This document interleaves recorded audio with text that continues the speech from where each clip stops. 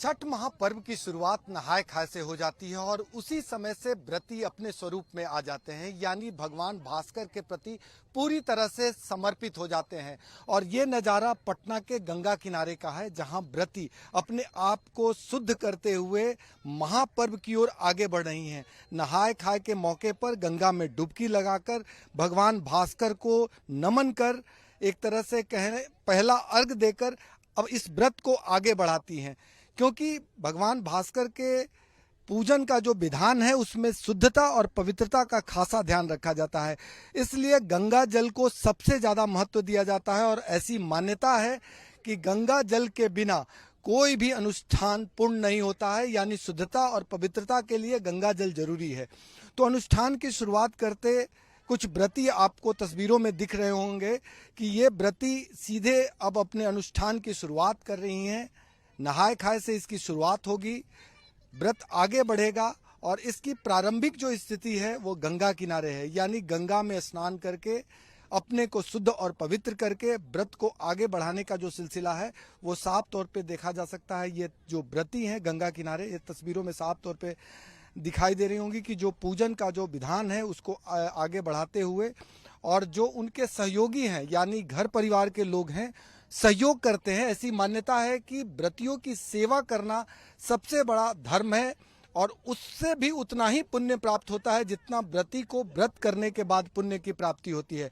तो जितने भी बंधु बांधव घर परिवार के लोग होते हैं वो लगातार लगे होते हैं और ये सुनिश्चित करते हैं कि किसी तरह से जो यज्ञ है वो शुद्धता और पवित्रता के साथ पार हो। शायद यही वजह है कि जो व्रती हैं उनके हर कदम में उनके परिवार के लोग शरीक होते हैं और ऐसी मान्यता है कि जो फल है वो बराबर का मिलता है। क्या ऐसा मानती हैं कि जो व्रती हैं उन्हें तो फल मिलता ही है, जो सहयोग करता है उन्हें भी उतना ही फल मिलता है?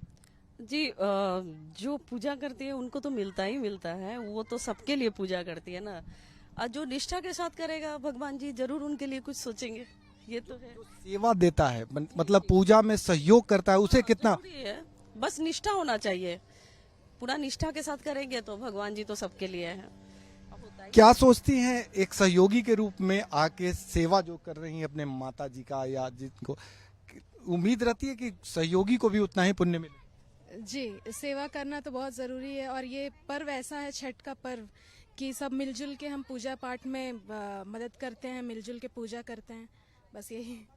हर किसी की भूमिका होती है, यानी जो व्रती हैं वो तो भगवान भास्कर को सीधे नमन करती हैं, लेकिन जो अन्य सहयोगी है उसे भी ये चाहत होती है कि अपनी भूमिका निभाएं, चाहे वो सफाई करके या सहयोग करके या किसी भी स्वरूप में मदद करे, ये सुनिश्चित किया जाता है। तो ये नज़ारा गंगा किनारे व्रत की शुरुआत का है, जहां पूजन करती कुछ महिलाएं, कुछ व्रती भगवान भास्कर के प्रति समर्पित होकर अपने व्रत को आगे बढ़ा रही हैं। थोड़ी सी हम बात करने की कोशिश करते हैं, यहाँ से क्या शुरुआत है?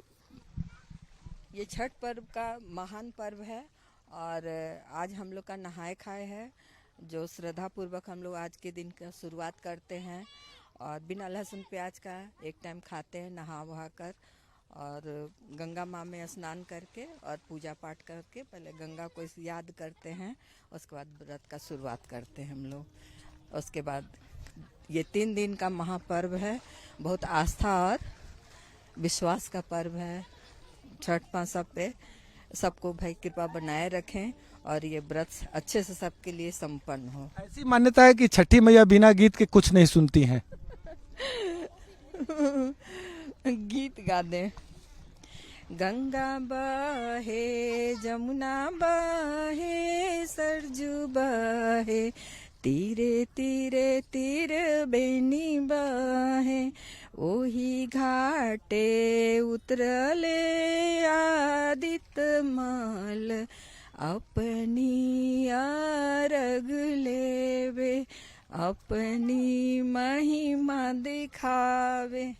छठ की यही गीत देश विदेश में गूंजती है, चाहे वो बिहारी देश के या विदेश के किसी हिस्से में हो, जब ये गीत का बोल जब सामने आता है तो रोंगटे खड़ा होता है और तमाम लोगों को छठ महापर्व की ओर खींच लाता है।